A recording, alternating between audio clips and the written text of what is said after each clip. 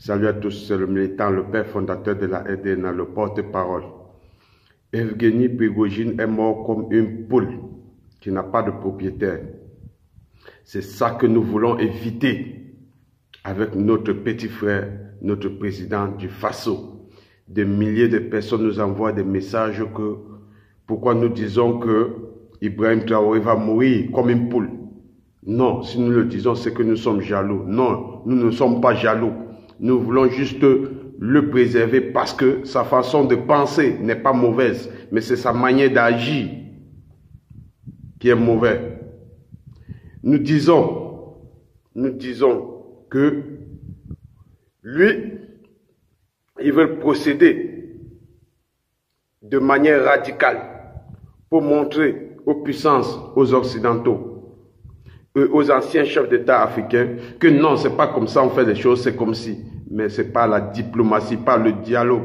Et le bon dialogue, c'est pas la violence. C'est pas parce que tu es militaire que le jour où tu sors de la caserne, tu vas forcément agir en militaire. Non, on n'agit pas avec les armes un peu partout.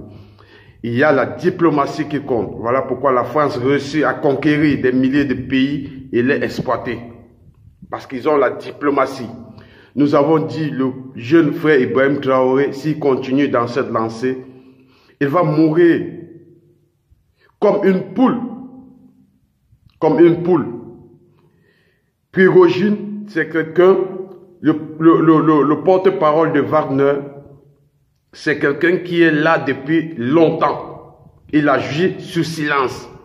Mais le jour où il a décidé d'agir contre une puissance qui est Poutine, qui est son ancien maître, son ancien mentor, le jour où il a décidé de passer devant les grands médias pour faire des menaces à une puissance, la sentence a été radicale. Oui, parce que lui, il se croyait au sommet et invincible. Non, il n'était pas invincible. La preuve. Même s'il était au sous-sol, son ennemi devait le trouver à l'intérieur.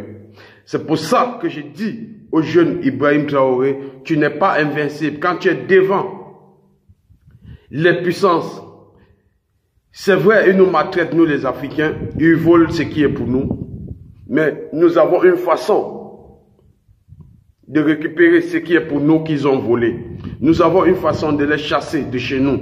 C'est pas par la violence, parce que la violence, les armes atomiques, ils en ont. Tous les moyens possibles pour nous éteindre, ils en ont. Et toi, précisément, pour t'éteindre, ils n'ont pas besoin d'une journée. On te dit, quand tu es devant les leaders, même les leaders africains qui sont des anciens, ils peuvent te livrer à un prix de rien. C'est des gens à pièces à double compte.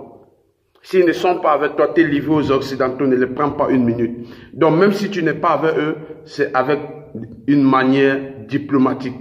Tu n'as pas besoin de leur faire comprendre que eux, ce sont des lécheurs, ce sont des suiveurs. Ils rampent auprès des Occidentaux. Non, c'est pas comme ça. Tu es en train de les humilier. Et un homme humilié est prêt à tout. Donc, notre jeune petit frère Ibrahim Traoré, dorénavant, si tu veux être encore parmi nous pour tenir des discours, allons doucement car le chemin des Africains est encore très long. Des milliers de personnes qui t'encouragent, qui te suivent sur les réseaux sociaux ne seront pas là quand ta sentence sera scellée. Mais nous qui ne voulons pas que ce moment arrive, nous te disons, jeune petit frère Ibrahim Traoré, améliore tes discours devant tes aînés, devant les puissances. Thomas Sankara, il a parlé ouvertement à Mitterrand. Et ça n'a pas tardé, sa sentence était là. Il y en a plusieurs. Donc, à bon entendeur, salut, c'était le militant, le porte-parole. Nous ne sommes jaloux de personne, ni maintenant, ni après. Nous voulons juste sauvegarder nos frères qui pensent de manière positive, mais qui agissent de manière bizarre, dont leur vie en dépend. C'était le militant. Ciao, ciao.